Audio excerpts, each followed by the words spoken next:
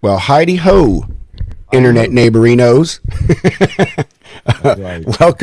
Welcome to episode, I don't know, something or other. No, episode 18 of the Road Dog Coffee. God. You're fired, my producer. Road Dog Coffee Podcast. Hope everyone's having a good week so far. Hope you are having a wonderful morning. We're about to have a good time as always. So go get yourself a refill, and we'll be right back.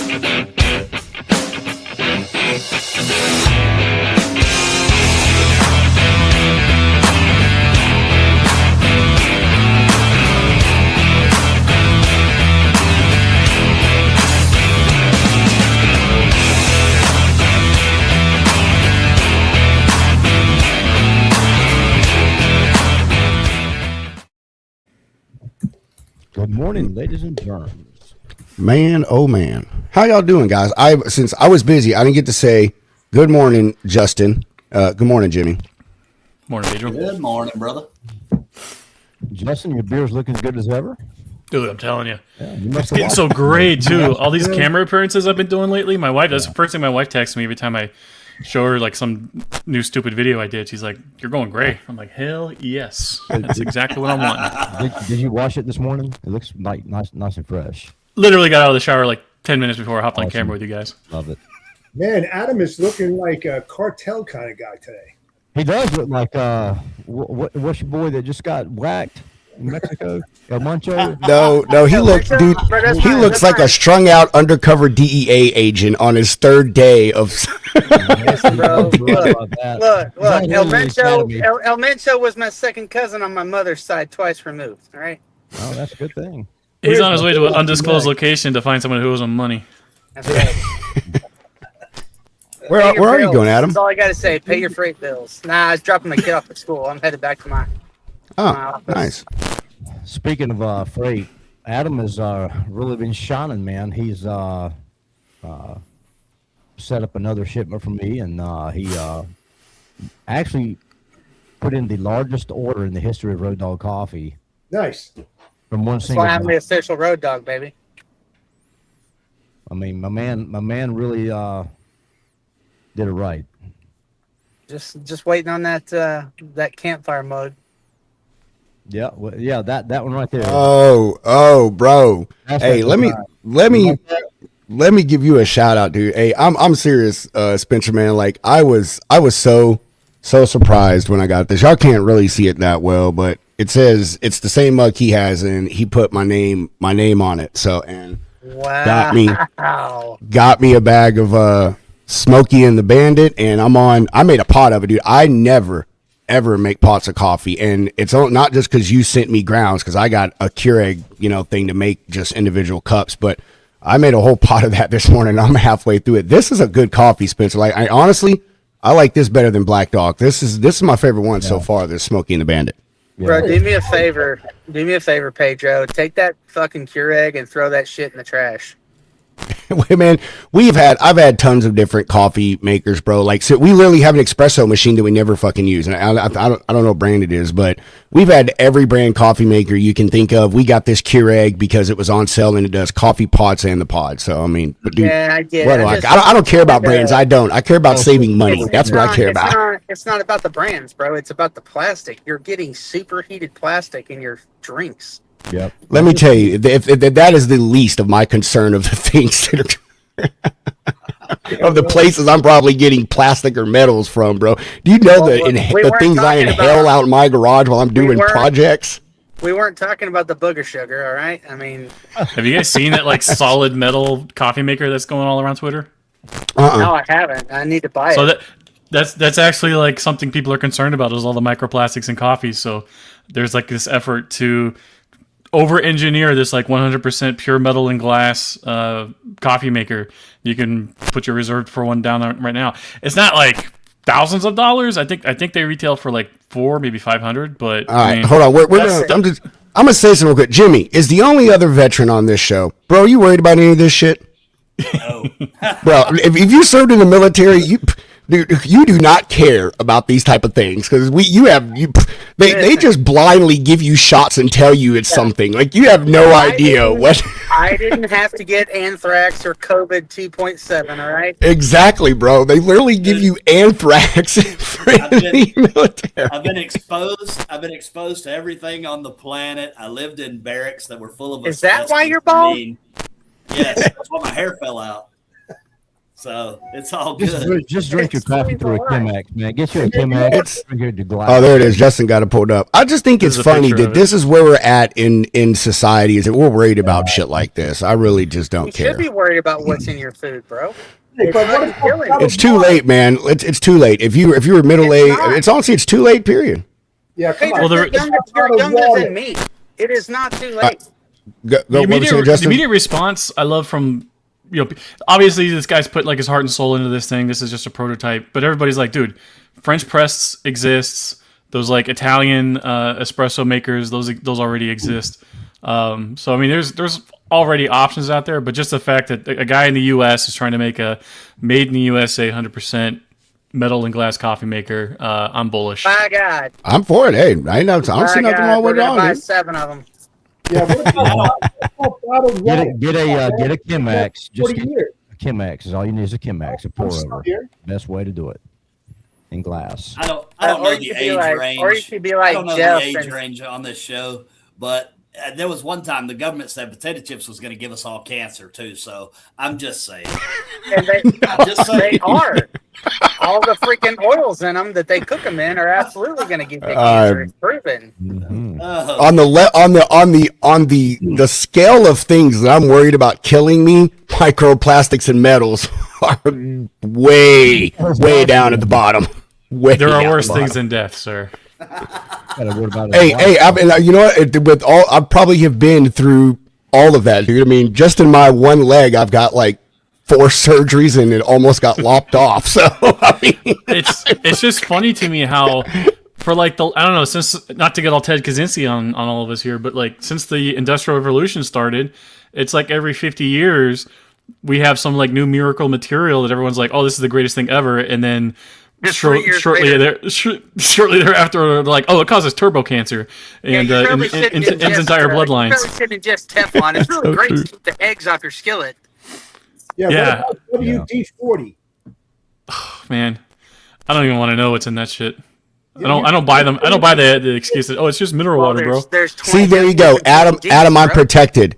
My wife said I don't have to worry about any of these things because she worries about them for me. I'm welcome. See, there you go. See, Cat, you're the best.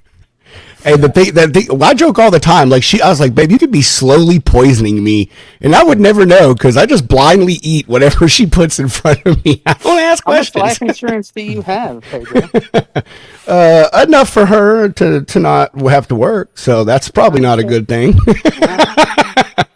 Maybe I need to bump them numbers down a little bit, man. That's what I need to do. You should probably check them arsenic levels. Make sure there ain't rat poison in that coffee. Oh, that's funny, bro. Adam and them's got good sunny weather down there. Baby, it's Florida. It's sunny almost every day in this mug. It rains for 30 minutes every day in the spring and summer, and that's it. Yeah, it's pouring down. I mean, it's pouring here in Winston-Salem. It's like, it's raining roads and dogs, man. Dude, I saw that storm that's over you guys this morning. Every morning I check the weather. First thing I do when I log on, check the weather across country. And I saw that y'all got a pretty damn good sized storm covering all of like South Carolina and North Carolina. It's just rain. I mean, it's warm. It's gonna be like 55 today again, but yeah, it's just rain. But I got I think I got some Highways and Heroes. It's either Highways and Heroes or Smokey and the Bandit in the cold brew this morning. Pretty solid. Yeah.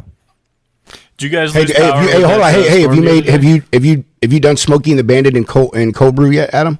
I don't know. So I'm not sure. So oh dang it! I've been doing dad duty lately, so I've been putting the kid in bed at like 8:30.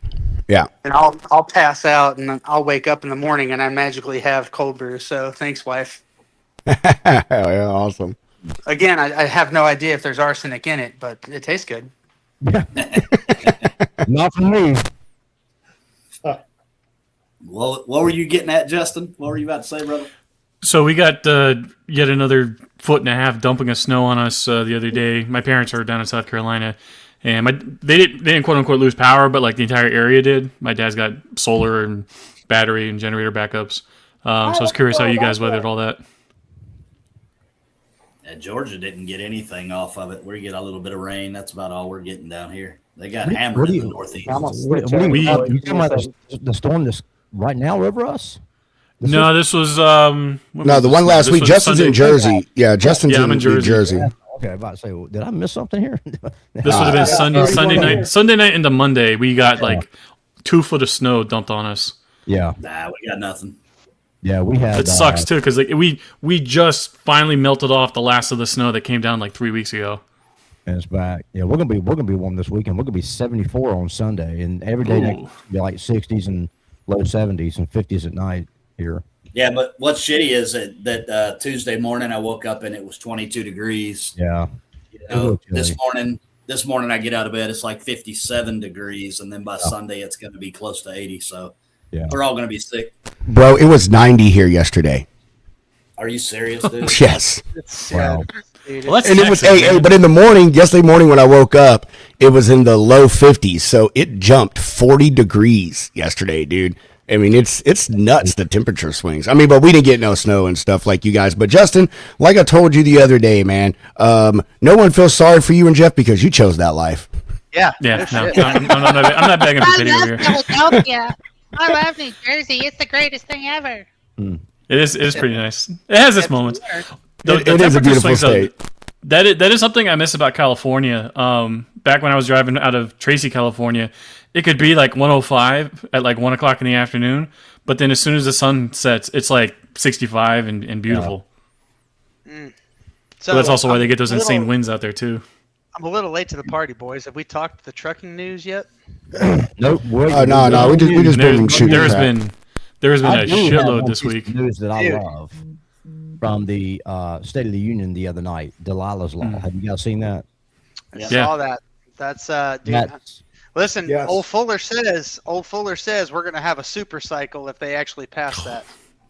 I love it. That will destroy capacity, and capacity right now is already tight. Like God bless. It is so painful this last week trying to cut flat. Yeah. If that happens, it's going to make way for new people to come into the industry, new businesses to launch that are legal, and people that do it right. Because there will be people that will come back into the industry that maybe did an exit years ago, but now they see an opportunity to come in and make money, and the industry's kind of fixing itself, and they'll come back in. They'll come back. My concern is that I've literally been talking with guys on the phone about this all week, where they have an MC from like 2022 that they did one Amazon load with, and they really kind of just let it go dormant. They are getting hounded daily from guys trying to buy their MCs on them. I've seen offers as up if you have a clean MC with all clean inspections and an Amazon Relay account, you can get $30,000-$40,000 for that thing. I was just, after everyone was finished, I was going to say exactly what you said. My concern is that this boom is going to be a repeat of exactly what COVID did and how we're in this situation now, and everything that we have done as an industry, we're going to deal with it all over again. Yes, exactly. So I love it. I'm all for it, but that's the thing, man. Where there's opportunity for legal growth, there is much more opportunity for illegal things. Yeah, absolutely. We're gonna see a return of all those fucking Instagram trucker gurus of pay me $5,000, I'll set you up with a DOT and MC. And, you just run right through my board and just. The problem is all these bad actors and these criminals, these degenerates that are out here doing this crap. They're always one step ahead, right? So they're already thinking. Yeah, I'm telling you, that super trucker guy over on Freight X, man, he's something else. What a putz! Yeah, that's what I say. Can't stand that guy. What a putz! What a putz! That's funny. Who do you think he is? Asshole. Oh man, that's a word we need to bring back. Putz. Like we need to bring that word back. Yeah, bro. When journalists like every time like trucking's in the news and like journalists reach out to me and stuff, it's so funny because they like I'm pseudo anon on Twitter, and it's very easy to find out who I really am, but they don't take that effort to do so, and so they just see my handle, and then my tagline is supply chain crisis actor. So they're like, who the fuck is this guy? Is he actually a liberal? Because we don't talk to liberals. It's funny. I will talk to any. This is what drives my wife nuts. She's like, why are you always going on like patriot.news.q.rando, blah, all these like right-wing news sites? And I'm like, they're the only ones that will talk to us. I will talk to anybody. Yeah. I've talked to news outlets everywhere. I messaged him like, holy shit, dude, Cernovich shared your stuff. I'm like, that's impressive.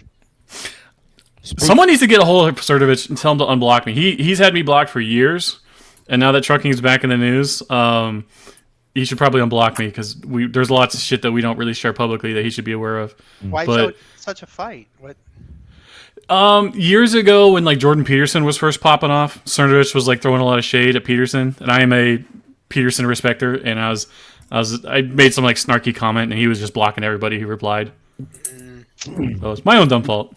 So let's talk about what else is going on. I saw yesterday on the old Waves of Freight that a company right here in my backyard just filed Chapter 11. Standard Freight Logistics. Who was it? Standard Freight Logistics. 49 power units, 30 trailers. Wow. Chapter 11. That's not nothing. It happened more again and again and again. Right, yeah, it's going to keep happening. But the reason I'm bringing them up is I started digging into them. Dude, they have a 57.7% out of service rate. Yeah. Wow. Like good. 1 out of every 2 inspections, your truck's getting put out. Bro, you got problems. Or maybe it's non-domiciled CDLs that they're getting in the well. That's something that's very counterintuitive to people outside the industry right now. Is like they're seeing rates like go up, and everyone's like chimping out, saying, "Yeah, we're so back." But we're still seeing this acceleration of carriers going bankrupt, and a lot of it is because of compliance stuff like that. I can watch any carrier on like a vetting platform like Search Carriers, GenLaws, etc.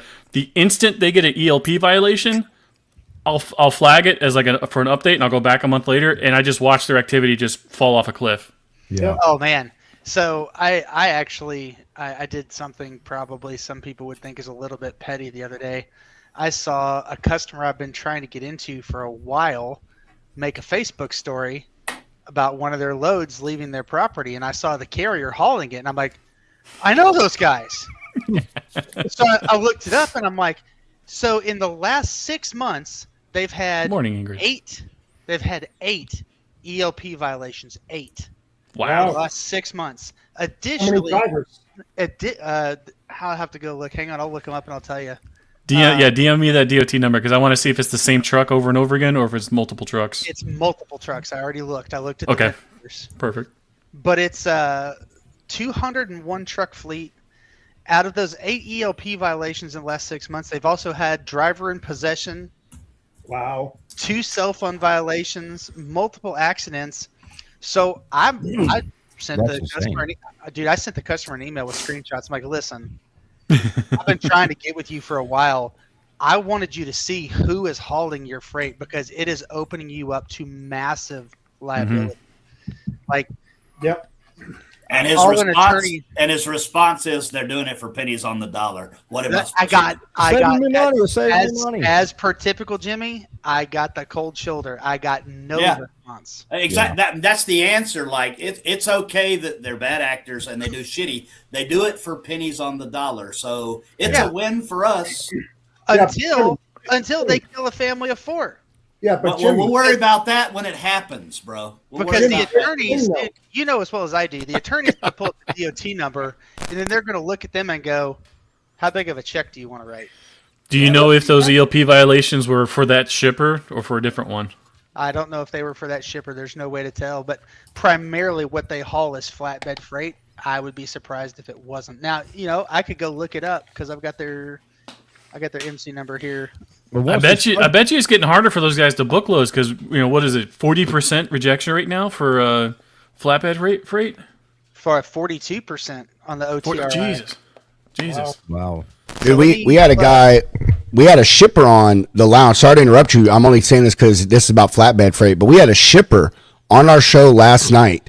And the thing that most of their stuff is flatbed, but he said that is the truck they really need more of is flatbeds. And when we looked at on their load board, most of the things they had was flatbed. And he had told us, man, he's like, it's getting kind of hard to get these trucks out there. So I don't know. I'm already going to talk to him. I don't know if they work with brokers. He is kind of a broker or whatever. So I'm asset based. Well, there you go. Well, I mean, I watched show last night, and I mean, I don't know if he'll do it Landstar. He's been around for a while, so he may be too smart to deal with you clowns. That's possible. I'm messing. Anyway. So point is it's struggling. You're right. Your 40% rejection. You were just saying that shipper last night was kind of echoing that without literally saying it. You know what I mean? Hey, Jimmy, once they start putting shippers on the hook for being in these lawsuits, and they start writing checks too, they'll straight up. If that law if that goes past the Supreme Court here in about the next 30 days, and they start putting shippers on the hook, holy crap, that is going to change things. Well, I mean, here's the deal. Regardless if a shipper uses a broker or not, I mean, it's the broker's job, obviously, to vet the carriers and all that, right? But it's also the shipper's job to be in the know. Who's hauling my freight and what I told the customer. I'm like, look like.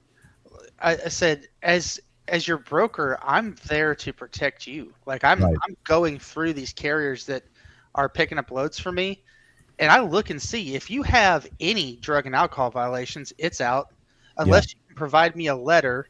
If it's been a year back and you can provide me a letter showing where a driver was terminated, I might be willing to give you a chance. But I'm looking even harder if I see something like that. If I see any cell phone violations in the last 6 months to a year, I'm like, no, dude. Like, if you can't control your drivers and tell them to be safe on the roads, I don't want you hauling my freight. So I looked up that carrier. So they have 10 ELP violations for 9 different shippers. They have one shipper where they got popped twice in a row. Wow. Send me the shipper info if you can, because I'd love to know that.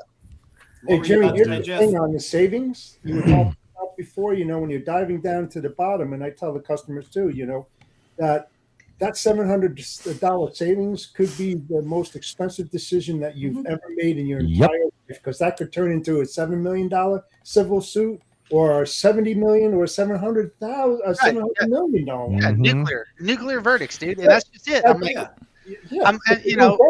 These shipping managers, they get paid $17, $18, $19 an hour. They don't understand this. They don't understand it. And it's not, it's not me trying to talk down to somebody. I'm legitimately trying to look out for these people because I love what they do. And the worst side to that is, Adam, what if they're a guy who makes bonus / commission off the cost savings for the company? You think he's really thinking about, no, he's thinking this about could bite my ass in the end? No, he's thinking about, man, my bonus in this quarter is going to be amazing, bro. That's right. And what's even crazier, so if I scroll down all the way down to the bottom, the database only goes back to 2024. And so ELP as an out of service has only been in effect since June this last year. Yeah. They have one from April, March, and February of 2025 and 2024. So they got cited for not being able to speak English, but not placed out of service. So that shows you how bad it was. Nobody was writing tickets for that shit back then. Yeah. And what's crazy is back in 2024 and early 25, before they started getting all the serious violations, I've used them, and they did a good job for me. But then when you start seeing these serious violations come up, then you quit using people. You're like, you tell them, like, hey, dude, I had one of the guys from that company had a good relationship with. He'd call me and say, hey, you got anything out of New York this week? And it got to the point, I'm like, dude, listen, I can't use you anymore. He goes, why? I said, have you looked at your safer scores? I said, you're busted for drugs and alcohol. You're busted for cell phones. You're busted for failing to secure heavy equipment multiple times. Like, you can't haul my flatbed freight, especially not shit that's valued at $500,000. Right. And that's something people don't realize. With getting an ELP violation is also, you have a really high chance of getting other violations on top of it. So just going down the list here. So he got popped for not being able to speak English. He had no logbook, and he was missing lights on the truck. Let's see another one here. That's a recommendation. That's not a requirement. That's driver cannot read. Hours of service violation. Another hours of service violation. So yeah, just getting an ELP violation isn't like it is a red flag, but it's not the big red flag. But it's when I see, here's almost 7 violations that we got here. Wasn't wearing a seatbelt. Hours of service. Yeah, it's just they're running sloppy, man. Yeah, it's all the same things. They're running sloppy, and that's it's just kind of crazy that that's what we're up against. But it's like Jimmy said. I post snarky comments all over LinkedIn when I see accidents and bridges hit and stuff like that. I'm like, yeah, but don't worry, he hauled it for $2 a mile. That's right. But it's sad that that's where we're at. Everybody feels like, if you use a broker, you're using a middleman, yes. And the broker's just there to line his pockets and get over. They're not looking at the fact of, no, we're in the backside of this, trying to dig in, do the research to protect everyone involved as best as possible. The good brokers are. Yes. Exactly. You and I both know for every one of you and me and Pedro and Jeff that there's 900 other guys in a boiler room that are just booking freight. They don't care. Exactly. Yeah. And it's all over. I mean, we can throw out some 3-letter names that we're not going to throw out because we don't want to get sued. But it's just get the freight. Spencer gets sued. I'm safe. It's just get the freight. It doesn't matter. Get it at whatever cost. We'll make it move. Pennies on the dollar shit. And this is what we're stuck. Yeah, well, we'll move it at a loss just to keep anybody else from getting the market share. Yeah. Make sure you pick the cheapest carrier you can get. And we'll move it with whoever. I've had quite a few people DM me. Like every time something in the news pops off, I'll get like my notifications in the mornings are a mess because I'll have like 20 DMs. And people are telling me they've seen carriers with like ELP violations booking oversized and overdimensional, not doing any permits because they can run it for $2 a mile. And I'm like, holy shit. I'll tell you point blank. I had 3 large tanks from Texas going to Mississippi. And I posted on LinkedIn about this because somebody came to me and said, well, $9,000 is the price to beat. I'm like, that might get you your pole car and your police escorts. Yeah. And so, then they come back, these guys screwed us. What can you do? Can you make it happen? And I came back to them and I said, okay, 28.6. I've got the trucks lined up per load. I mean, these fucking things are 16.4 tall loaded. They're a super load. And pay it once, and then you never have to worry about it. You pay cheap, and you're going to be dinged left and right. Dead air goes, and I followed up yesterday. I said, hey, just checking. What's the word on these? We found somebody to move them for $15,000 all in. Well, I'm good like, luck. Well, rolling the dice. I'm telling you, dude, it's everywhere. Like I've got another one. It's heavy machinery coming in from overseas, coming into the Port of Virginia. And all of my guys that I reached out to quote it for me are all right in the same area. And the customer's like, oh, we got an option for half of what you're quoting. I'm like, okay. Good luck. Yeah. I mean, that's all you can say. I mean, I just did one coming out of Jacksonville Rail. Jacksonville Rail going. Get out of my city, bro. Hey, calm down, you. Going up to Adairsville, Georgia. And I mean, I know it's Florida. I know prices in Florida freight are weird, but it's also the rail yard, and there are other things involved in the rail yard. So I quoted how I felt. Knew I was going to be a little high, so I quoted at $27.50. My customer comes back and says, "Oh, I got someone who's going to do that for $18." Out of the rail yard, going to Adairsville. So round trip is 826 miles. And I'm like, okay, good luck. What, $270 a mile round trip? $230. Golly. $230 out of the rail yard, and that's her all-in price. So chassis and everything. Chassis involved. Splits and everything. Yeah, because they don't have chassis down here at the yard. You have to go to the freaking chassis pools. Yeah, I'm like, so what if on each end? Yeah, I said, good luck to you. That's all I can say. Like, I can probably get the number down a little bit, but to drop it $900, good luck. I had a new customer make me jump through a bunch of hoops and sign an NDA at this last week, and then they wanted me to price lanes for them, and I priced the lanes how I felt they needed to be priced. It's explosives, so priced the lanes how I felt they needed to be priced, and I got an email back yesterday. Well, you're $10,000 higher on our full truckload, and you're $3,000 higher on our LTL, and I'm like, I said, listen, I'm like you. I'm in this to make a living.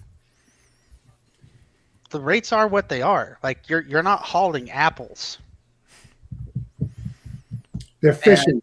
they're fishing, and they're doing it trying to benchmark. Well, I said, the LTL I can probably come down on because I went lower in the routing guide to make sure I had good options, right? Mhm. I said, if you want only the cheapest carrier on your LTL, we can probably do that. There you go, Dale. Until the shipper stop using price as their KPI. You're 100% right. Yeah. I mean, that's a fact. Dale's spot on. Yeah. I saw my buddy from Green Cove Golf Carts ask the question earlier. What's that going to change? What specifically were you curious about changing? We'll see if he comments again. I'm curious to know what he's asking. Yeah, I mean, that'd be a little more specific. But I mean, it's the world we dabble in, and we all hope that when you go with that shit price and a bad carrier, you hope the bad stuff doesn't happen. I don't ever want to see. I don't ever want anybody to get hurt, right, or anything to happen. But you're like, it's going to happen at some point. Like, it's going to bite you. Yeah, all the way. That's a fact. It's going to it. All you gotta do is pull up the news. I mean, it's almost every day. But don't put yourself. Don't put yourself. I was going to ask you to share the video you shared yesterday on the podcast this morning because it's newsworthy. It's worth talking about. The carrier going the wrong way in Missouri. In Missouri. Now, see, that is one video that went viral. There was another one 2 days ago that nobody saw because it was like an obscure post on Facebook. People have been DMing me, and I was going to try and rip it and put it up there later today. Yeah, this kind of stuff happens all the time. My guess on how these happen is that when you're out in the Midwest and you have those like 2-lane divided highways, controlled access, yeah. Yeah, if you're making a left turn, you got to cross the divide and then make the left. And I think a lot of these guys are just making that first left and then going, "Oh shit!" Yep. in whatever their native language is. He wasn't going, "Oh shit!" He was on his cell phone chilling. That was the craziest part to me. Was this guy's like on his phone? I would have been like, I can't even tell you like the piles of bricks I'd be shitting if I was in that situation. Like I was amazed that Pedro. See if you can get that video so you can share it. But I was amazed that one blind hill he approached that he didn't smash on the other side. No, coming up on going to the right. Yeah, exactly. Mm-hmm. Yep. You need me to pull up that video? I can pull it up here. I mean, if you got it, I was going to go to Rob Carpenter's page because I already have it on Facebook, and because I know he posted it. So if you got it, put it up and we'll roll it. I'll put it on the original. Things about that the original guy, and what I did, right? So you got a Taylor trailer on the back of Cargo Transportation LLC, right? I have multiple vetting tools, so I vetted it. All came back clear. Okay. All right. So it goes to show you that, and I've been preaching this for freaking years on this. I'm not against vetting tools. I like vetting tools because they got the data. It shows you all that kind of stuff that you need to know. But that human element is so crucial in the decision making that you have to dig even deeper. You have to take extra steps to protect yourself, your brand image, and your reputation. What's crazy is this dude is still traveling. Like he's not even making an attempt. Dude, he's on his off the road or anything. He's on his cell phone. Speed. You can see him in the window. Look, right there. On his cell phone. Right there, yeah, exactly. At 040 or at 046, I saw that. Yeah, has no clue what he's did. But if you dig into his profile, and I posted on Justin's post yesterday, I said, "Thank God he has $1 million cargo." He already had he's had a tow away in the last 4 months. Thinks he's on a 2-lane road or something. I guess he's got 2 trucks and has already had a tow away in 4 months. Like. Now the guy who was recording this, he followed this guy. He kept going once he got on the right lane. Let me go down his profile here, and so now he's posting more stuff on him. But yeah, that's the driver, and that's the license plate. Oh, and look, then, it's Minnesota. Shocker. There was an officer. No, not this one. Yeah, right here. Mohawk. So the state troopers eventually caught up to him, but it's just it's crazy. It's like the story the bad actor, the bad carrier that got in the wreck in Alabama that killed 10 and turns around, is back on the road and gets in another wreck. I mean, that just happened like this past week. It's rampant. I know they're trying, and it's going to be a slow fix, but. Let me pull up this other one from Facebook so you guys can see it. Dale just made a good comment, and it would be interesting to see what rate per mile that these guys run when they get in these crashes. Like, what were their rate per mile to the customer? I'd love to see that data too. I would love to see that. That would be hard to find, though. Yeah. Yep. Well, unless they Never. subpoenaed it, yeah, it had to be subpoenaed or something like that. But that would be pretty interesting to see. I mean, eventually that's all going to come out, right? Like if you get into a big lawsuit and you go into discovery, they can, they can bring that out. Confirmations and everything else. I mean, it's it's somewhat irrelevant because it doesn't change the act of what they did. But I mean, it'd be good to see to see what's going on here. It's relevant to the conversation of this Right. is what you're going to get when you pay when you book the Right. cheapest thing on the market. Yeah. You know. So this one here is from sorry guys, this was from Ohio 4 days ago, and same exact situation. Carrier going the wrong way, and it just didn't get as much spotlight as this last one here. I don't know if you want to show it or not. Sure. Sorry, bro. I'm over here sending prospecting emails while y'all talking. Oh, good. This is PAM International Incorporated, PAM International. and this was out of Ohio on the 22nd. Are we talking penny a mile, Pam? No, No, not Yeah, that. well, Pam.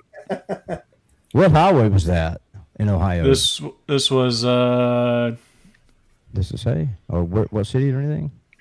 it just says Mercer, Ohio. Dispatch has received multiple calls of a white semi traveling the wrong way on State Route 29 between Salina and St. Mary's, headed towards St. Mary's in the westbound lane. So literally twice in 48 hours.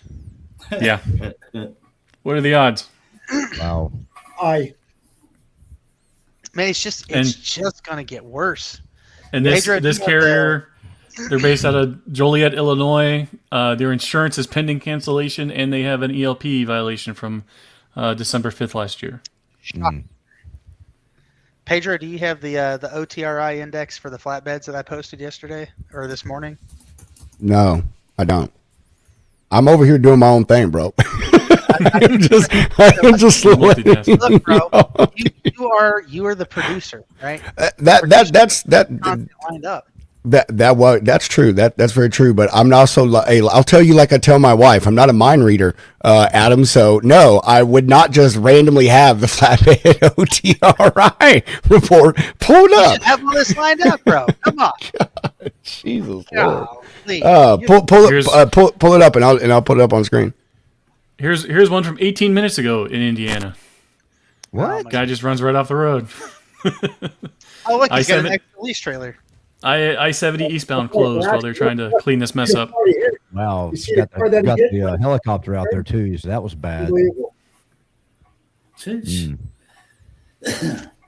Crazy, dude.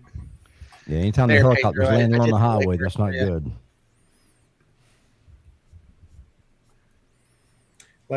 Like Matt Leffler said, Hold on, bro. I got to copy and put it in my other browser. out of the 5 million carriers that are on the road every single day, 21.6% of OOS are unroadworthy.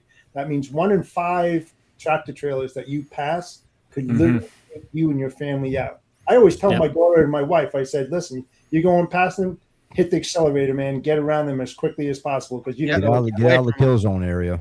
That's right. Especially, I tell my wife, especially reefers. You know why? Why? Because most reefer drivers that I have ever seen are foreign born and probably are non-domiciled CDLs. Hey, man, don't be hating on my people, man. Don't be hating on my people. Look, we don't hate on the Irish. Reefer mafia, bro. Reefer mafia. We don't hate on the Irish, Pedro. I'm not Irish. How dare you disrespect me like that, bro? That's you basically just cussed at me in all of my lineage. Man, that's horrible. Curse you, bro. Curse you. Don't call yourself Pedro Potato.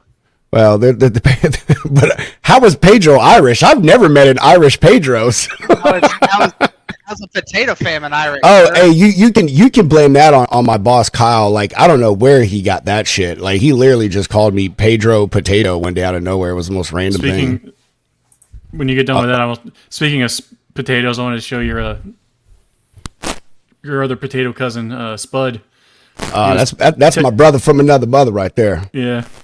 So anyway, this post published this morning, and it's factual. I mean, 2 weeks ago, I was participating in a bid, and I got feedback back, and every single lane that I bid, and I only bid probably 60% of it, but every single lane I bid was red. And they said, hey, this is your chance if you really want to if you want to update your rates to get more competitive because you're not competitive in any lane. And I said, no, sir, I'm good. Mm-hmm. I said, I know what's about to come, and I'm going to be positioned to be able to hopefully try to help you actually move the freight. Because, that's the number one bullet point of their expectation. We expect you to provide rates that you can stand behind for the next 6 months. Mm-hmm. And then that got published yesterday afternoon. I'm like, holy crap, dude, a 42% rejection rate. Like, and no wonder I'm struggling to move flatbed loads right now. These shippers are in complete denial about the reality on the ground going forward. Right. Mm-hmm. It's good luck with that right now, trying to forecast out and being able to hold to it. So you have to aim high because you know what the market is doing and saying. And, they laugh at you right now, and in 3 months they're going to be like, wow, you're pretty close, man. I need your help. Yeah. Well, flatbed freight's been a challenge for many years. I mean, the capacity is just just not been there. So much of the EOP problem children came in, and they came into reefer and flatbed freight because that's where the money was. Right. The money wasn't in dry vans, and so they came into flatbed and reefers, and that's where you're starting to see all the accidents, all the bridge strikes, all the people hitting loads because the drivers were off route with no permits and no escorts. Right. But I will bring a good point as we move back onto this because I keep saying this too, and my wife, she works in the commercial insurance, and she brought it up as well because she deals with it too. Man, is I don't necessarily think that all of these problems are just because someone can't speak fucking English. And I hate to say that to all these people in row. I don't hate to say that. I hate to rile y'all up, but I, as a broker, I have worked with so many drivers intra Texas here that they English is their second language, but they've been the best drivers I've ever had. They're on time. They send me pictures of everything. They don't mess up. Their reefer temps are correct, and because most of it has been reefer and some of it flatbed. But like. And I have friends that run a trucking association down in Houston, and this has affected a lot of them. A lot of these people are over here like legally on visas, but unfortunately they haven't taken the time to understand English. But even though everything they have their CDL is legal, all of their stuff is legal, they have no accidents, no tickets, no nothing. The one thing that they do have is they can't properly speak English, although they can understand, they can read the signs, they've been trucking for years. But I will say that at least they are taking a step towards the right thing, and they're using funds from their association to hire a language teacher to teach these people for free this stuff. So I was going to say, I like to play devil's advocate on this, man, because I think a lot of people do get ripped into this. And here's the thing is most of these people we're talking about, they're the motherfuckers from across the ocean. You know what I'm saying? They're usually not the ones from directly just south of the border or the French speaking damn Canadians just north of us. And I think that, unfortunately, that as Americans with all that's going on right now, that's the first thing that people think about is the people just south of us. You know what I mean? Spanish. No, and let me clarify. I'm not saying that just because you don't speak English that you don't matter at all. I don't care. What we're saying and suggesting, I think Justin and I both, is that when the carriers tend to have an ELP violation, that's a sign of greater red flags. Just because they got busted for ELP doesn't really mean anything. But when you start digging into it, you find the securement violations, you find the cell phone violations, you find bad tires, BLTs. It's not that they shouldn't be here just because. Oh, I'm not saying you're saying that, bro. I'm not saying that. I'm just being devil's advocate and putting out the other part. No, 100%. Yeah. Some of the best drivers I've ever had on my Texas lanes had a translator as their dispatcher. And I'm like, as long as you I don't care. Matter of fact, I have a personal experience, but when I was at Night Refrigerator, when I got hired there, I got hired with a guy named Mike, who was from Russia. He was 24 years old, And he saved up money for years and years and years. And his dad put him on the visa list or whatever when he was a teenager, knowing it was going to take a while. He came over here legally. And then he got a job, brought his wife over here. He got a CDL, everything. But dude, that guy was one of the best damn drivers ever. And he worked on our truck, bro. We broke down on I-25 in Arizona in the middle of the fucking night. And this guy grabbed my toolbox and fixed our truck on the side of the road. But he was great. And last I knew, he was still driving and stuff, man. But that guy had a hard time, bro. He literally teamed with me because he told me, he said, hey, man, he said, I'm not really used to America roads and how the law and how things work here. So he's like, I really would feel comfortable riding with you. So for like 3 weeks, me and that guy technically teamed, but I never slept with him, slept while he drove by himself and stuff. But he was a good dude, man, did his thing and stuff. So I only just say that I think people are getting wrapped up and pulled into this. And me personally, I think the bigger issue, I just want to end with this, Adam. I think the bigger issue that goes along with this is most of these people, and this is going to get dark, are probably fucking part of some type of immigration or human trafficking shit. And 100%. that's the part that we're not looking into. We're going, oh, they have all these violations and stuff and blah, blah, blah. And then I know that's not the FMCSA's job, but then we stop there. You know what I mean? So I think it's a bigger, deeper, darker problem that we have to solve in this industry, unfortunately. But that's it. I'll leave there. I'm sure there's a ton of indentured servitude going on. And it's 100%. As long as I've said it numerous times out there in LinkedIn land and elsewhere in public and whatnot. As long as you're safe and compliant, I don't care if English is your second language. As long as you can deliver your loads safely and my family's not at risk, I don't care where you're from. Yeah. And I especially don't care if you're coming over here to better your life. Bottom line is there's a federal law that's on the books, and if people are following that law, you must read, write, and speak English clearly to do your job if you have a CDL. And because that, I mean, when you have a CDL, you're not just like any other driver on the road, right? You're on the road a lot more. There's more risk. And so bottom line, there's a federal law in place. People need to adhere to that, follow it. And I would love to see data where the majority of the nationality of folks that are creating these issues. Well, I don't think that. Honestly, I don't think. Yeah, probably Middle Eastern, definitely. But I mean, it's just a problem. Period. I agree with Dale. The law is the law, and that's the way it should be. I don't disagree with that at all. I am a strict ass person, and when it comes, I drove for 10 years, man. Safety out there matters to me. I saw people do a lot of dumb things, and my wife can tell you, I never drove tired. I never drove in weather I didn't feel comfortable in. I did not do things that I was supposed to, and I didn't take on things that I didn't feel I was properly trained to deal with. And so I'm a big person. After the rules are the rules, the law are the law. I think the only thing is that unfortunately, like a lot of stuff, we go into things with a blind eye or with this massive net, and we scoop in all these people, and then we're like, holy shit, what do we do with the ones that kind of skirt, kind of don't skirt? Here's this, here's that. Maybe they're not totally guilty, maybe they're not. And when it gets to a point that it's so much to deal with, we're just like, you're all guilty. And then here's another problem that we have really bad in this industry is we give no one a road to fix it. And an example of us only doing that is with the SAP thing. I'm a person that I agree, hey, man, dude, maybe you went on vacation with your wife, bro, to Jamaica, and you smoked a little, crazy grass. You know what I mean? You came back, they drug tested you. I don't think that means you should be taken off the road forever. And I only use that to say that with all this ELP stuff, all of these, the fraud, the theft, everything, like if someone gets caught in this and you do wrong, to an extent, let's talk like maybe Class B misdemeanor level, okay? You know what I mean? There should be a road to you fixing it or us allowing a carrier to continue doing business if they are following a plan to start abiding by the rules and can prove it. I 100% agree with that. I do. It's this government oversight is your problem because government is not proactive. Reactive.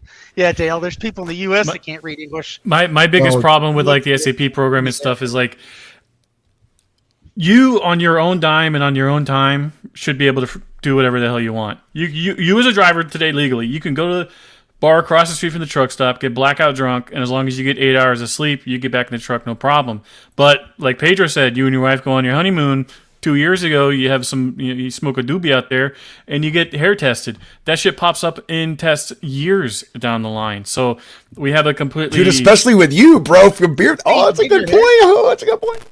Yep. They can't get his beard. That's discrimination against beards. And the thing with the language proficiency and Delilah's law coming up, right now, the rules in the book aren't laws. They're just federal regulations. So when these guys are caught with this stuff, there aren't real serious criminal penalties that can be levied against them.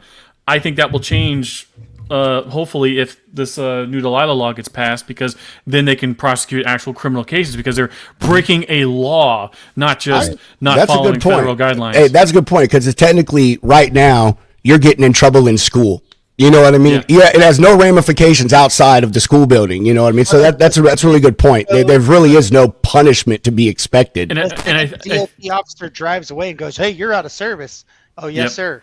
Yes, sir. The second the DOT officer pulls off and gets 5 miles down the road, he's out. Yeah. And that's why this stuff has gone on for has been so impossible to get rid of, because legitimate carriers that want to try and play by the rules, when they get their wrists slapped, they do everything. They bend over backwards to do everything they can to fix it. Right. I've seen reports from FMCSA where they've gone after a particular carrier time and time and time again, where they've issued letter after letter saying, please, for the love of God, shut down, stop moving your trucks. We're still pulling your guys over, and they have multiple DOTs in the back of the truck. Like, they're bragging about it, saying, get bent. I'm not stopping for anything. And it isn't until their insurance gets canceled where they finally stop moving the trucks. That has been like the one silver bullet that I've ever seen actually works effectively against these guys. Well, that Delilah's law, I think it's going to get passed. I really do. I mean, this has just become such a cancer in this country and the industry, and it's going to get passed because the spotlight is just too big on the problem. So I think it's going to get some traction. But going back to what I said earlier about the nationality of folks that are creating a lot of the issues, it goes back to what Pedro said. There could be legitimate, some legitimacy with the human trafficking side of things. Absolutely. So, I mean, this hole runs deep. I can tell you, this hole runs deep. I can confirm in the Punjab communities, the Sikh communities, and the Eastern European communities, this is 100% happening. Yeah. The guys that are in like the Punjab area, they're lied to back home on Instagram by guys saying, "Hey, look how much money I got. Look at my flashy cars. Right. Do whatever you can to get to America. We'll put you to work." And this could be you too. And then the Eastern European side, it's a little more insidious because they involve their families with that too. Guys will come into Chicago, bring their wife and kids with them. The company will put them up in an apartment complex somewhere, and then that guy gets put in a truck. Dude. And maybe for the first week, everything sounds legit, but then you get orders saying, "Hey, we need you to do X, Y, and Z." And the guy's like, "I don't feel comfortable doing that." And it's like, "Well, we're going to break your wife's legs if you don't do it." Hey, so I'm glad you said exactly what you said, because I wanted to touch on this, is there is also, something that's not getting talked about a lot too, is that, Hunter and I learned this in Chicago. We went to that thing we went to, Justin, you were there with us, dude. Yep. We talked to those guys, man. There are carriers there that some of these folks came over during the 90s and stuff. Someone from like Bosnia, Moldova, survivors of the Balkan Wars, all this thing, but they came over here, and ironically, they did exactly what Justin did, or Justin said, but they did it and everyone benefited from it. Like, they brought their family over here, and all these people have jobs. This one guy owns a truck company with several hundred trucks, a successful brokerage, all kinds of other things. And they're mad because he's like, now we're being targeted by FMCSA, DOT. Yep. He's like, my trucks, he's like, we have a great safety record, but because when they look it up and they see my last name on this DOT number, they're pulling all of my trucks in and my guys are getting inspected. He's like, and it's just a waste of their time thing right now. You know what I mean? But that was another thing, man. Like, a lot of these folks, and even in the Punjab community, same thing. A lot of these people came over here a long time ago and are doing things the right way, and now people aren't doing business with them, no matter what their thing said, just because simple thing of the last name. And funny enough, we all know there are last names in this industry where you're like, dude, that's a fucking double broker. You know what I mean? It's the SANs and the YANs and all that. So it's a crazy thing, man. You know what they're not doing? They're not ratting those guys out. They're not. I said the same thing, dude. I agree with you, man. Yes, I agree. I agree. Be stepping up the most to scream as loud as they can scream. You would say so. If I'm there's a really famous case from Coke and Pepsi years ago where an executive from Pepsi was approached by this woman who worked at Coca-Cola, and she says, "Hey, I got my hands on the secret formula. Do you want it?"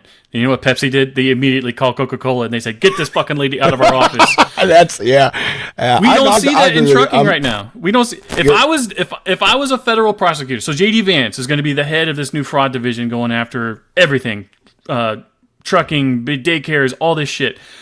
Here's what I would do if I was these guys. I would take the top 10 operators in all of these communities, and I would set them at a table, and I would say, I have 3 get out of jail immunity cards on the table. The first 3 who come forward with everything you guys know will grant you immunity on everything. Everyone else, we are throwing the entire fucking weight of the federal government at you. And I guarantee you, none of them will take that offer. That one guy commented and said confiscating the tractors also works. I talked to Derek Bars about that in person, and I asked him, I said, why aren't you guys just confiscating the tractors? And he said, we don't have the they don't have the room to do it. They don't have the authority, and they don't have the room. So what's awesome, so I've been talking with Marcus Coleman, the father of Delilah, who got hit, and this could not have happened to a more perfect and tragic family, because Marcus is a former driver. He knows the industry pretty well, and to their credit, lawmakers have been rolling out the red carpet, promising him whatever you want, just tell us what you need and we'll get it done. So he's got this entire list of demands. Everything that's in the law right now, it's 1 out of 100 things that he's asking for. That includes DOT getting their own enforcement division, so guys with guns and badges who can actually go after these trucks. He's suggesting anyone that gets an ELP violation, they hold the truck and they don't let it go unless they pay a $10,000 fine. The next time they lose their authority, and it's a $30,000 fine. So yeah, Marcus knows exactly where to hit these guys where it hurts. He's getting them a ticket and getting them out of service does absolutely nothing. If the truck has a load on it and it's impounded and they got to pay to get it back, that's when things start hurting. If you take the truck, why don't we put ESL classes out there for these people to take though? There is so some of the carriers in Chicago, they've been offering that. This woman I talk to all the time, she's a dispatcher for a carrier out in Chicago, and she's like, we have 200 drivers, 28 of them are non-domicile, 18 of them don't speak English, and she's like, I paid out of pocket to put those guys in an ESL class, and two of them took it. The rest of them just quit. And I will push back against bars on the whole we don't have the authority thing. Bullshit. Everything that you write in here about what a driver can do to get disqualified, the penalties involved, it's all written in here. You can pass a new regulation tomorrow and say, if you do X, Y, and Z, this is what's going to happen to you. I do not buy the argument that, we don't have the authority to do X, Y, and Z. Horse shit. See get off my soapbox. Your camera was so happy with what you said that it started shedding tears. Yeah. See your face for a second. I can't stand the lack of spine in these. They're all fucking bureaucrats. I hate using language like this. No, they're bureaucrats. They're bureaucrats. It's not a lack of spine. It's who pays me more. Yeah. True. You look at the map of Washington, D.C. The American Trucking Association and the FMCSA are literally across the street from each other, and there is a ton of overlap between those two organizations. Bars right now. I will stand up for Bars, being that he's from St. Johns County, Florida, and I've looked back on his record. I truly believe that he wants to get there. He's trying to get there so that he can do it the right way. I believe that too, but it's everybody working there underneath him. So when that memo came out about this AI suite of software that they were going to launch to go after chameleon carriers, that caused a huge meltdown inside there, because they're like, we weren't planning on really doing this. This was just an internal thing. So we're like, what the fuck are we doing here, guys? What? Yeah, it's so frustrating. Why would you spend all that money and then you're not going to do it? It's all of these organizations are jobs programs. if your leadership at FMCSA, working there for your tenure is a springboard into a cushy job on an advisory board or a hedge fund or a think tank somewhere else. If you're mid-level or low-level working there, you're just there until you retire. It's the same revolving door that you see everywhere else in Washington, D.C. Every other department. Yeah, and the people who actually like take the job seriously, to Barr's defense, like they don't have the authority to do anything about it. They pass the rules or regulations to do X, Y, and Z, and then it's up to the people on the ground via law enforcement, guys at CVSA or whatever that have to interpret. Okay, this is what they tell us the rules are, and we got to figure out how we're going to actually implement it. Mm-hmm. Well, the rule is just a guideline. I mean, it's just a guideline, you know. Yeah. It's like an umpire calling balls and strikes. One guy sees it way different than the other guy. And there's no check and balance in it whatsoever. There's no hard line. This is bad. This is good. There's no hard line, and it's not going to get there until the Justin Martins of the world are the ones lining the pockets of the politician to get it there. You know, That's what too you're true. saying is what you're saying. We don't is have we the need to money to enforce change what because you're we're not the saying ones up is there we need lining to the pockets. GoFundMe for Justin to go to Washington. Is what you're saying. You're going to have a big ass GoFundMe, bro. They will shut you down. I mean, Yep. I will not. I'm not going to sit here and say I'm Republican, I'm Democrat, I'm independent, whatever. I typically vote for whoever I feel like I most align with. But I believe every politician who gets in the game gets in with good intentions. But then you get there and there's money everywhere. Yep. You can only avoid it for so long before your morals come in question. Yeah. And the ones who a don't true statement. take the bribes, they don't go back in office. That's right. Or they Yeah, get yeah. blackmailed. What we've been arguing for what we've been trying to push for is like a small federal task force full of turbo autists that just want to find all these guys and get them shut down. That's literally like our entire motivation here. Even if the job pays, it probably wouldn't pay all that great. There's no bribery or lobbying that could like affect any of this shit because like what the fuck am I gonna do?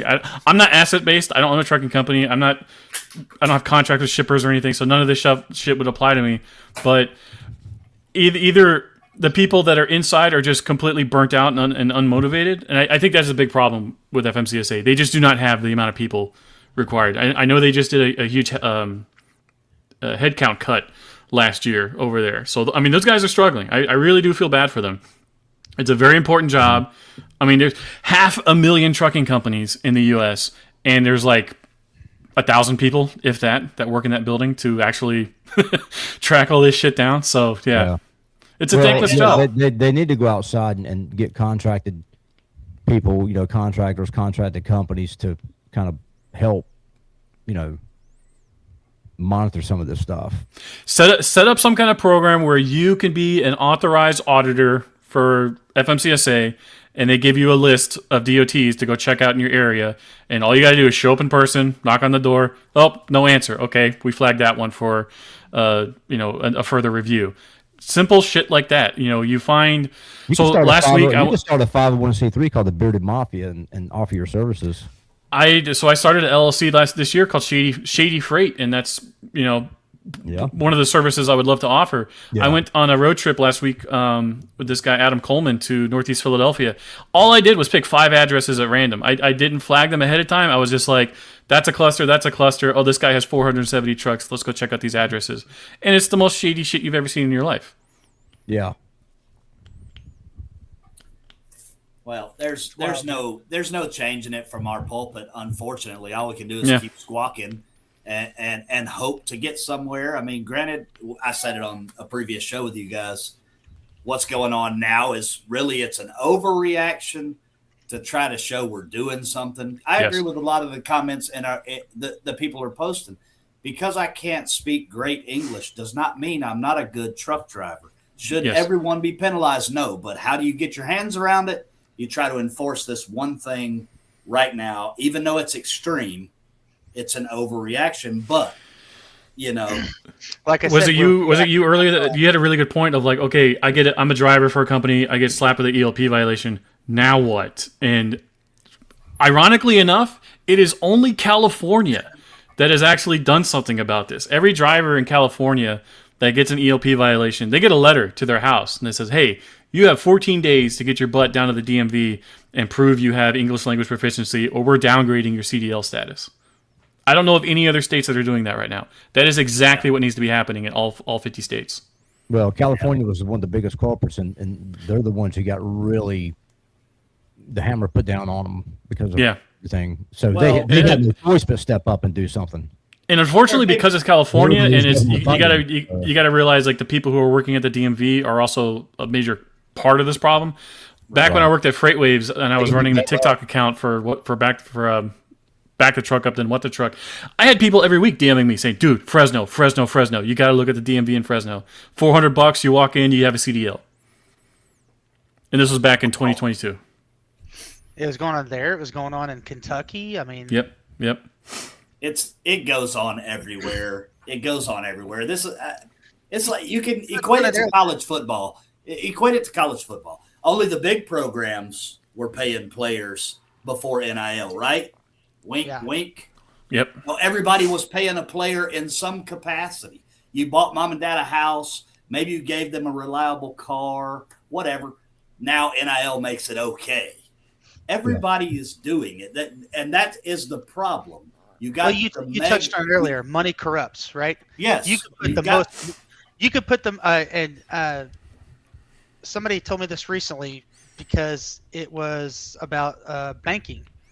You could put the most moral person in the world inside a vault counting money, and there's only so much money there before they start thinking that they can hide some of it, and you'll never know.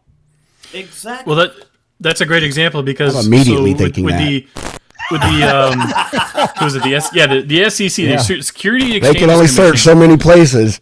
If I'm a guy doing shady shit on Wall Street and I get caught, I might not get slapped with like a big jail sentence. Maybe I got to pay a big fine and stuff, but I do get banned for life from ever trading stocks. We don't have that in trucking right now. Anyone right now can go out, start a trucking company, get shut down, and just reopen it again and again and again. Yep. You don't even need to be in the U.S. to do it either. And they are. That's the other thing is, it drives me nuts how many freight brokerages are not on U.S. property. Yep. Carriers too. There are guys living in Moldova right now that own trucking companies hauling U.S. military freight. There is a guy in Uganda that owns a trucking company hauling military freight. I mean, it's just insane. But don't you have to be a U.S. citizen to be a DOT contractor? Yes. Yeah. So how is this happening? I wish I knew. And people, so I reach out through back channel saying, "Hey, look at this. This is kind of weird, huh?" And every reaction has been like, "Holy fucking shit! Like this is bad." And every time it gets up the chain to like more senior people. So I'll give you an example. Last week in Tampa, Florida, there was this defense logistics conference that went on. And some guys did a presentation using a bunch of shit that me, Danielle, others had dug into. And the reaction was, "Oh, yeah, that's kind of concerning. Okay, are we going to do anything about it? No." All right. Every fucking person in that room, your career needs to end today. Yeah, I'm every fucking person. Retirement with my 4-star. I'm not going to worry about that. The lack of imagination that happens inside the military in some areas, it astounds me all the time. We understand this stuff with software. So 2024, there was this massive vulnerability discovered inside of Linux. This guy spent 2.5 years worming his way into the development system, writing code for certain projects, gained trust amongst other big players, and then he snuck in like this attack that was going to like make like millions of systems out there vulnerable. It got caught. Thankfully, it was shut down. And when people tried to audit whoever this person was, they kind of discovered, oh, this wasn't like some guy. This was like a state actor behind this shit. And that is the exact same thing happening in trucking right now.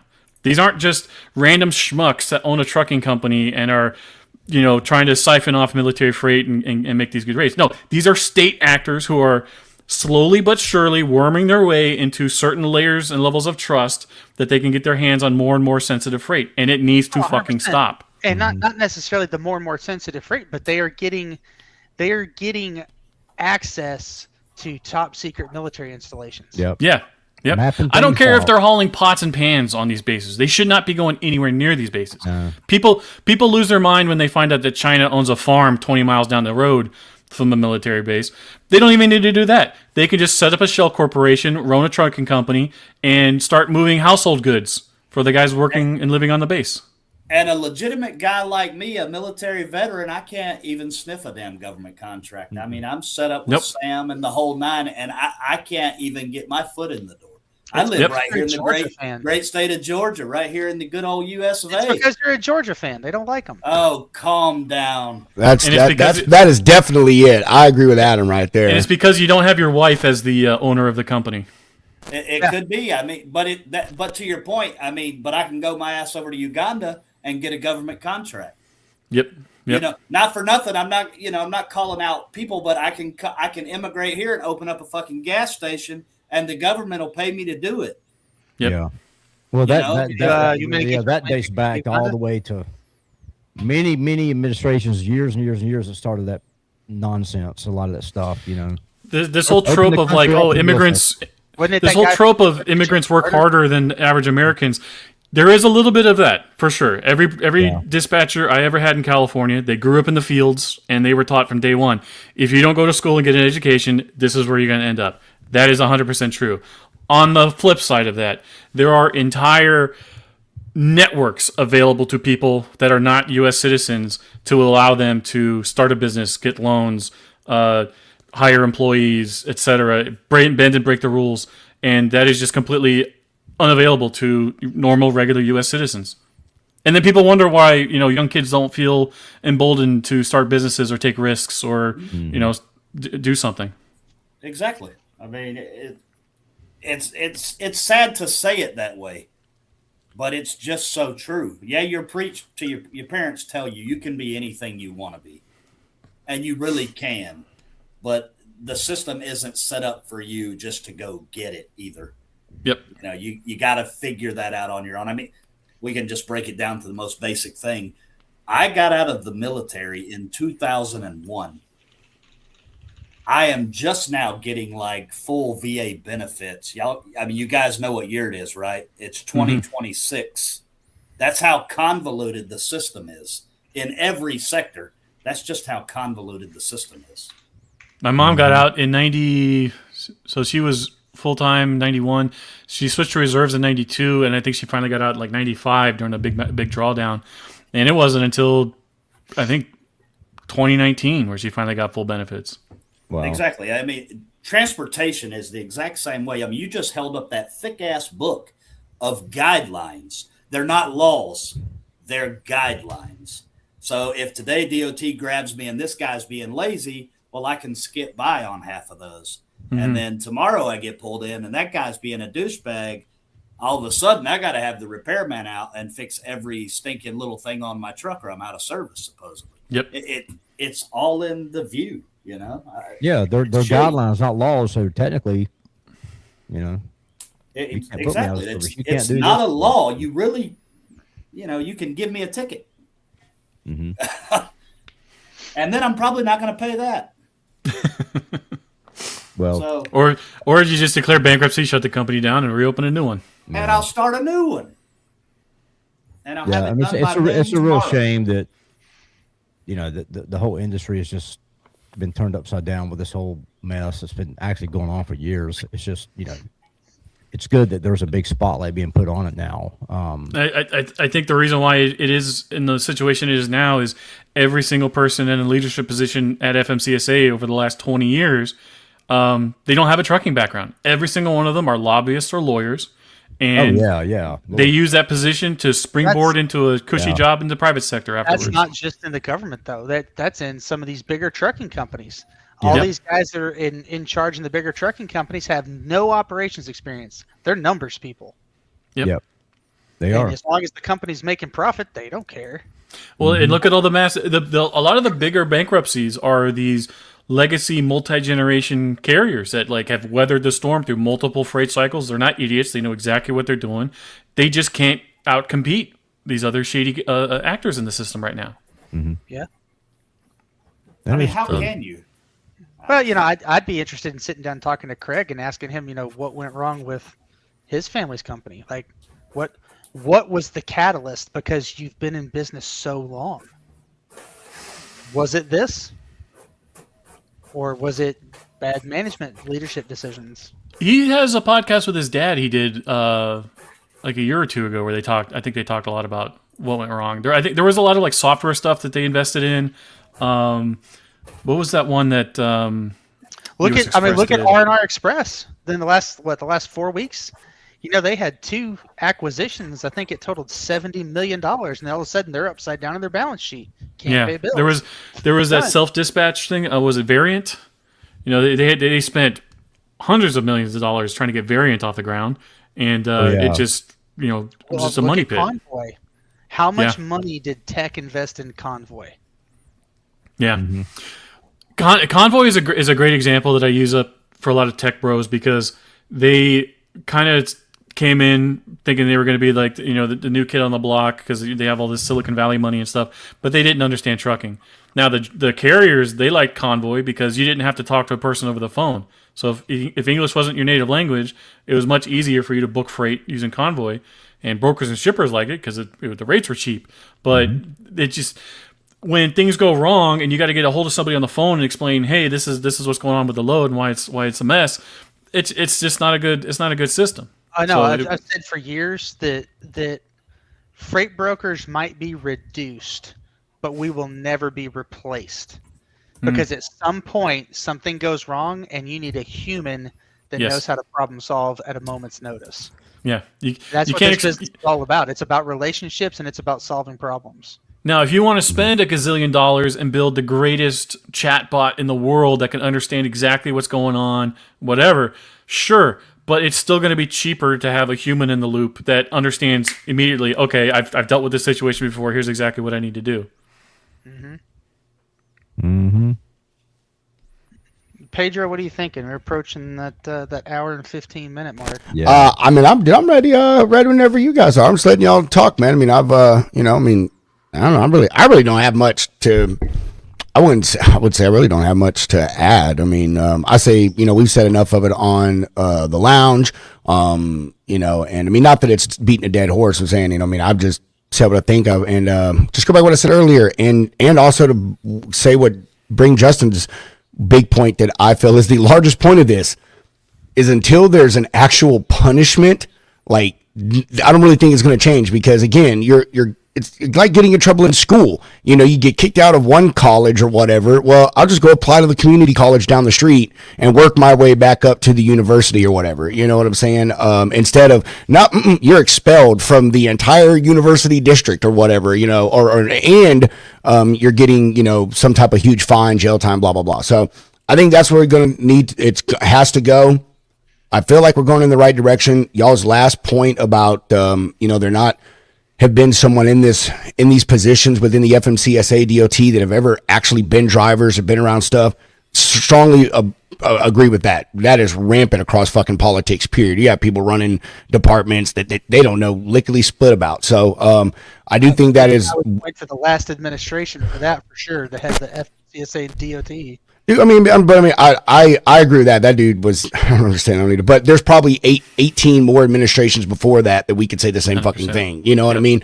And way more about than FMCSA and DOT, but that's another show. But yeah, we're on the right track here. I think that, it's just, we're going to have to fine tune it as we go along, man, and make sure that those who need to be taken out of the game and punished once we get to that level are the ones that do so. And like I said earlier, also give the people that realize, okay, yeah, I'm not doing things the way I really should be doing. But now that you've caught me, I promise I'll do it. And, and some people are honest about that. Let's be real. We've all done stuff we shouldn't do. And when we get caught, we're like, okay, now I'll do it the way I'm supposed to because I'm doing it.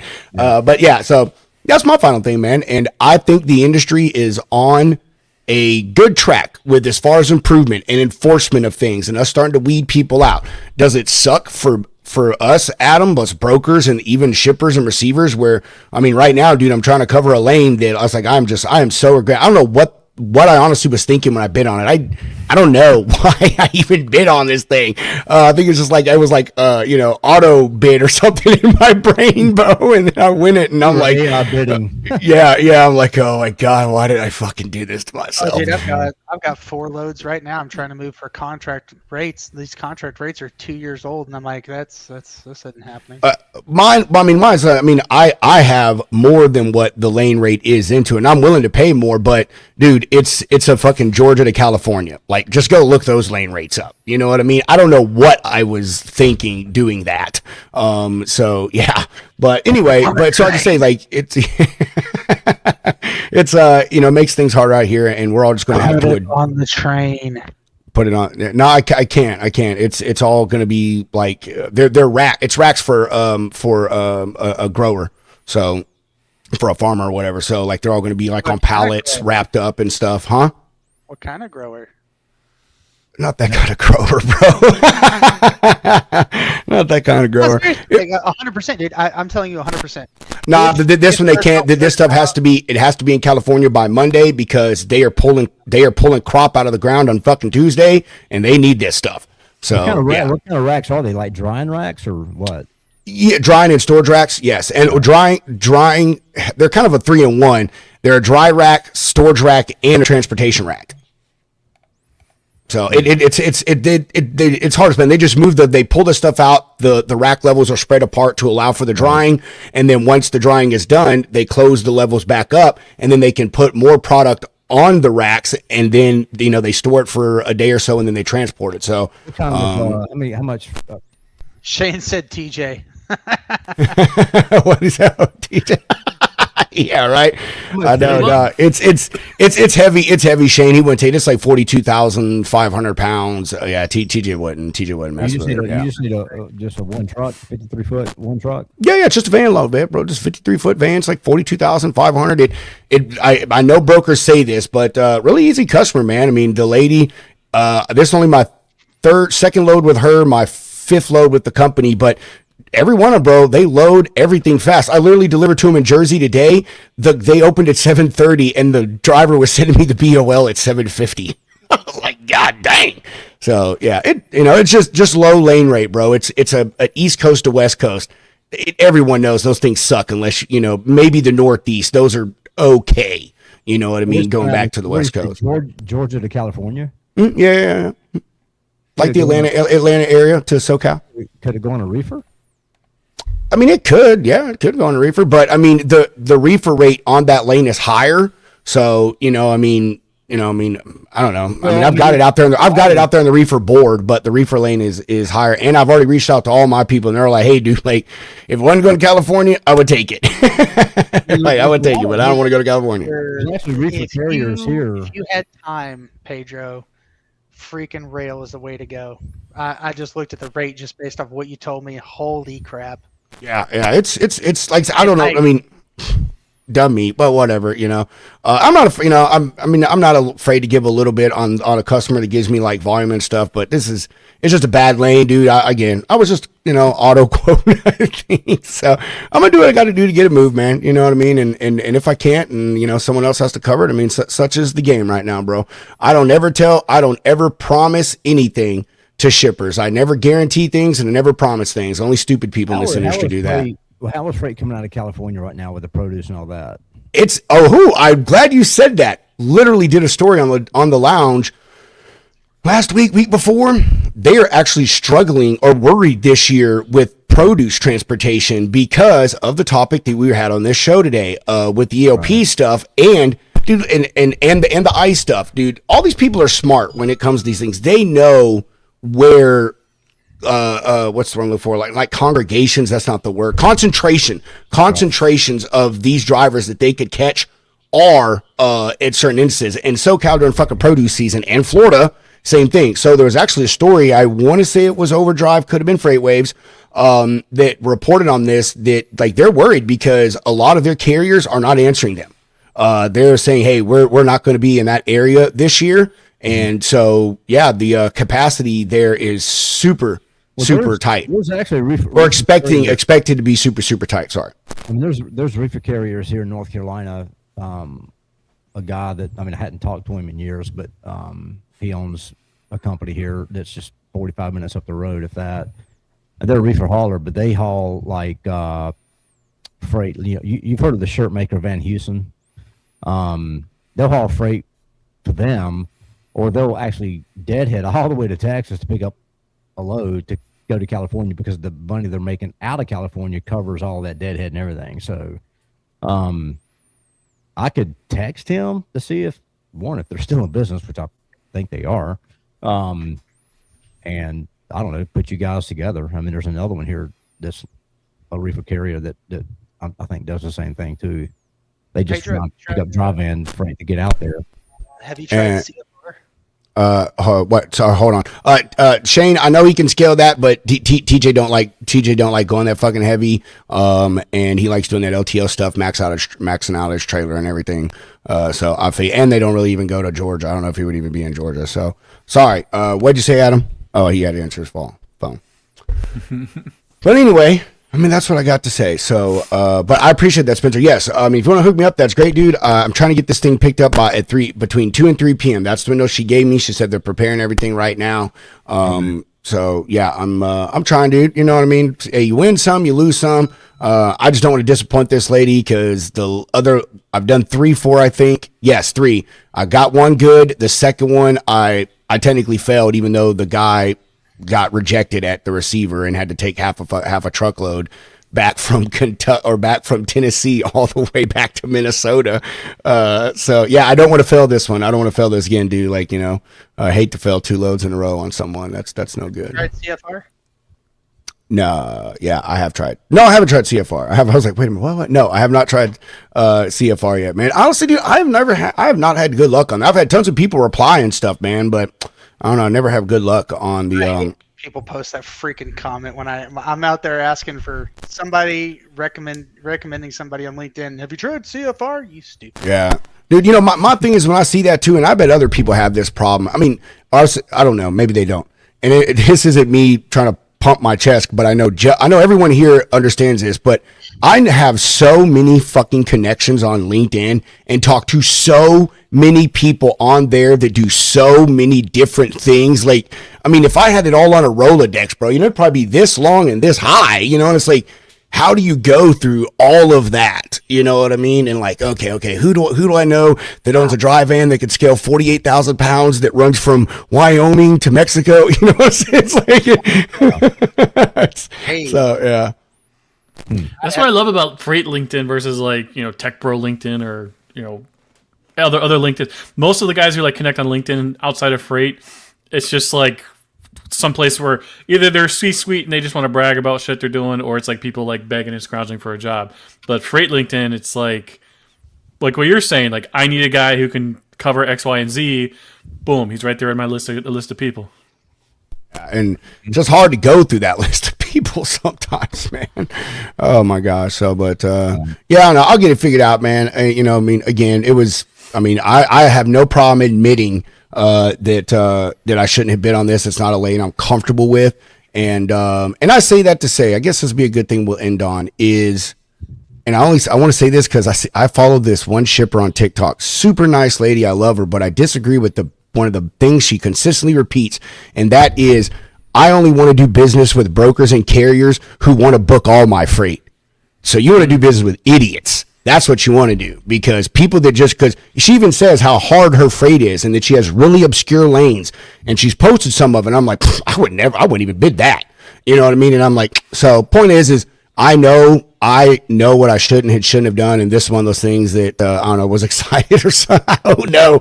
And put a rate out there and won it. So, you know, is what it is. We'll get it figured out. Lane, Georgia to California is not a bad lane. It's not. It's the rate per mile. Bro, it's the rate per mile. That is so a backhaul lane. 100% a backhaul lane. Dude, I do the reverse lane for this customer in a reefer.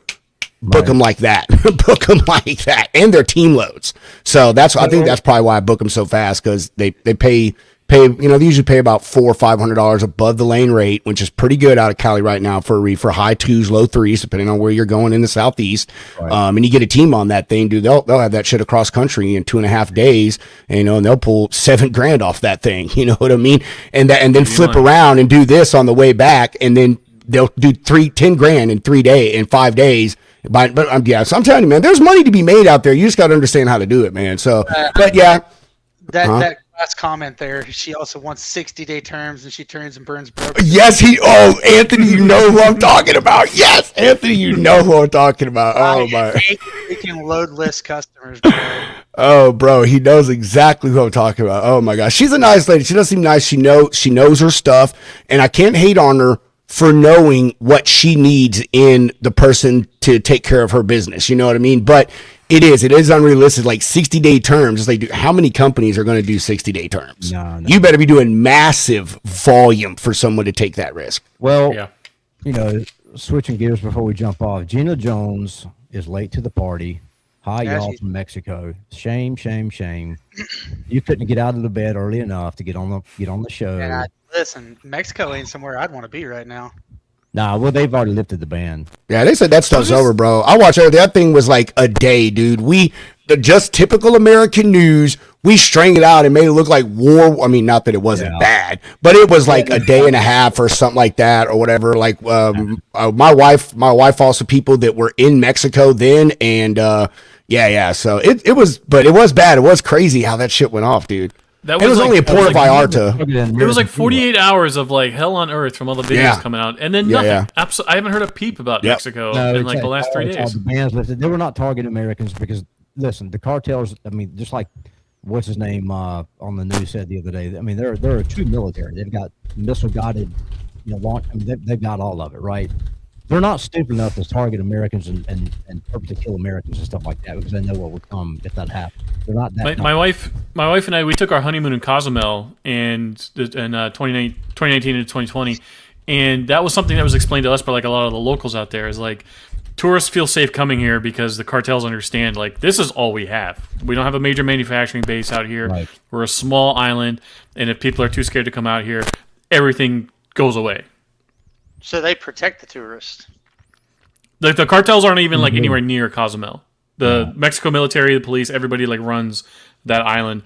But like all the other tourist hotspots on the mainland, that was always like the assumption of like, okay, we have our shady business dealings that we got to take care of like further inland, but to keep like the wheels running on like the Mexico economy, we have to kind of like not touch those areas, and that's why everybody was panicking with that news out of Mexico the other day because it was like, oh shit, the tourist hotspots are, seeing some cartel violence right now. What the hell's going on? And then it all disappeared. Yeah, those are just isolated events. I mean, that's just what, Pedro? Just pissed off. I see you. Yeah, hey, I was going to interrupt. I was going to say, Adam, I want you to run this for me and make sure I'm talking to an actual driver, but never mind, bro. Oh, yeah, Kyle is not letting that happen. No, it's not Kyle. It's not Kyle. Well, Gina, you guys have fun in Mexico. Enjoy your vacation. Justin, check your LinkedIn. I'm responding. All right, you guys ready? I mean, I've been working this whole time, but I'm sure everybody's got stuff to do. And honestly, I could use this fucking screen right now. I need this. I need to dive in and pay attention, get some stuff done. Yeah. So, what you got? Final thoughts, Mr. J Martin. We are so back, and we're soon to reach levels of so back once thought impossible. The hugest so back that you've ever seen in history. All right. Yeah. Now, if Delilah Law gets passed, and it looks like it has a good shot of actually doing so, all kinds of shit's gonna break. So strap in. Yeah. Shippers, you got to stop. Get your heads out of your asses. You guys are in complete denial about the reality of the market right now. The mega carriers are always going to have their influx of new drivers coming in, but all these like small, medium, shady carriers you've relied on for cheap rates for the last 4 or 5 years, those are going away. They're getting snapped off. Yeah, they're out of business. The ELP is snatching people up. The non-domiciled CDL is snatching people off the market. Like we are losing capacity at a rate faster than I think we've ever seen before. Yeah. Totally, it's the largest removal of drivers from the network. Yep. So that's the next year is going to really tell us whether capacity can come back in to recorrect rates versus how fast it bleeds out. I don't think it will because there were so many bankruptcies. So Yeah. many guys got their trucks repoed, and they filed bankruptcy, and they can't go get a truck again. Not just on the carrier side, but the driver side too. We've had over 7,000 trucking schools get shut down in the last few months through Duffy. You can pick up some tractors and trailers pretty cheap right now on lots. Their lots are full of capacity. Yep. So might be if you've got some cash and you know what you're doing. Please might don't be a good time buy trucks. Please don't. Just go I was gonna say not a good time to start a carrier and get in the market, but if you are. If you've been in the industry for a while and you want to start a trucking company and you're willing to go through the hoops and shit of doing so, 7,000 schools just went out of business. So if you have business knowledge, listen to me carefully. If you are watching this show, don't pay attention to some asshole on YouTube that says you can get rich quick by going and buying a bunch of trucks right now, because that's not going to last. Trucking is not passive income. Get some business acumen about yourself. Know what you're investing in, because trucking ebbs and flows, and it goes in cycles, and we're going to have an up cycle, and then we're going to have another down cycle right behind it. And if you're not there and have your debt paid off, you're going to be right back in the same situation. You've got some good relationships to start out with. Yeah. That's what it's about to get going. Well, I hear Pedro's looking for carriers. What's that? I said I hear Pedro's looking for carriers. I am, man. I am. Well, I just need one. I just need one. Lucky number one. Lucky one. That's all I need, man. Everything else is good to go, man. Good to go. Oh, and man, I wanted to say, dude, that because my boss said this, I'm going to start doing this on the lounge too. But we talked a lot of shit about carrier. Or I would say carriers. A lot of shit about the carrier industry today. But I would love to fucking highlight an amazing transaction that I just got completed with Ronald from SunTrans. Dude, that Sprinter driver took care of this fender for me from my friend Philip and his company Hammer. And I mean, dude, literally, this guy, dude, it is a 21-hour trip, and he did it in 28 hours and 20 minutes. That is 7 hours and 20 minutes of stops, including fuel, food, and rest. And I want to say that not only did he get his rate, that, the rate that we paid him that he asked for, we did not tell him what he was getting. We said, what do you need? And he gave us his rate, and that is what he got. Once he delivered it, Philip and his company gave him an additional $150 bonus for getting it there so fast, so he could get it on this piece of equipment, because it is the centerpiece of a convention that is going on right now in Southern California. So, yeah. And take care of your carriers. If they do a good job for you like that, throw them an extra $150. Like, it's not killing you. Yeah, dude. And I asked, I asked the Philip, I said, hey, man, I was like, dude, this guy knocked it out of the park, bro. I was like, I don't even think fucking FedEx or UPS could have got this thing to you as fast as this guy did, man. You know what I mean? They wouldn't even take it, by the way. So, yeah, I said, hey, man, I think this guy deserves a bonus. And he's a newer guy in the industry, man. He's a newer owner-operator. He drove a box truck for a bigger company and wanted to branch out on his own. And he's like, man, all I could afford was a Sprinter van. He's like, but I'm saving up my money, and I'm going to get me a box truck with a lift gate. He said, and then I'm going to keep working my way up, and I'm going to go get my CDL A so I can drive a big rig. He's like, and eventually I want to own a small fleet of trucks. Young dude from San Antonio, man. Got it figured out. Knows what he's doing, bro. You know what I mean? So, I hope he's successful. Yeah, me too, man. Me too, man. That guy in this industry. Yeah, hustled, bro. Sent me pictures. I mean, as soon as he picked it up, sent me pictures of picking it up, dropping it off, told me where he was twice a day. Like, I didn't even have to fucking check on the dude. Like, that is how you do business, bro. And that is what gets you repeat business. And that's why I have used to say, and I've stopped saying a lot, but the term professional driver is not put enough importance on. There is a difference between a steering wheel holder and a professional driver, and professional drivers act just that way, and that's professional. Right. So I just went in with that. Give some love to Care. Dude knocked it out of the park. Ronald, I know you followed us, so if you're watching, bro, freaking A, I put you on my carrier list, and I told you anything I got that I think could fit in your van, bro, I'm going to give you a shout. Sounds good. What you got, Adam? Freestyle Friday tomorrow. I plan to be there. Yeah. You need to send my man LaShawn an invite. Oh yeah, okay, yeah. I like LaShawn, bro. I like him. I'm cool with him. I've tested him out, And by testing him out, I've talked mad shit to him, and he comes back at it. So, like, all right, he's an all right dude in my book. Spencer, what you got? Just everybody go to roaddogcoffee.com and grab some coffee. I'll get some more when I get my cup. Yeah. Oh, yeah. That one right there. Yeah, that one. The tire with the road Just dog. waiting on it. Just waiting. Dude, my only complaint, bro, is I will say is this thing. It is like a teacup. Like, I think this is only an 8-ounce cup, and I don't like that. But Campfire mug. it's the only bad thing about it.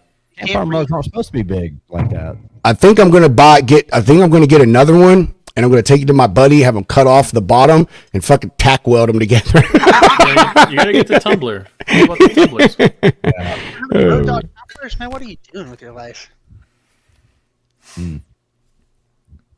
So, all right, guess we're out of here.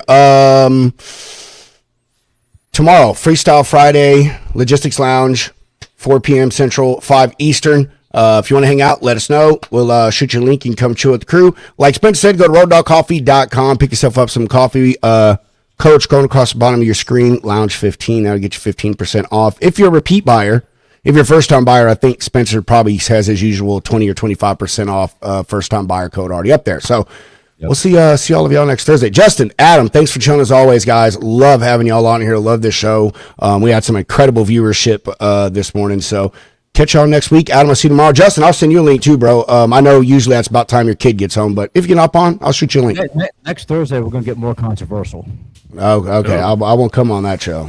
Well, I'm gonna not stream that to my channels until I understand the context of what we're going to talk about. As long as we don't talk about, but we can talk about how much UNC sucks. Yeah, okay. I'm down for that. Well, next Saturday night, they play Duke, Yeah, Duke's gonna win. No. Oh, God. We're not getting into this. We're getting off the show. We're not getting into this. We're getting off the show. Love you guys. I'll see y'all tomorrow. Everyone, have a good day.